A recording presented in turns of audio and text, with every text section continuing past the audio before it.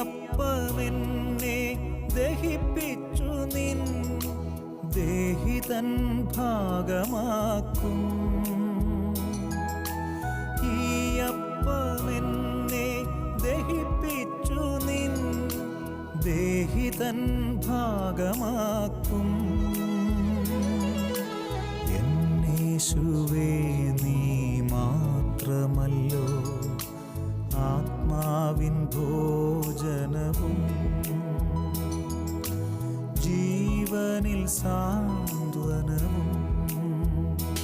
എൻ്റെ ഓർമ്മയ്ക്കായിതു നിങ്ങൾ ചെയ്തിടണം.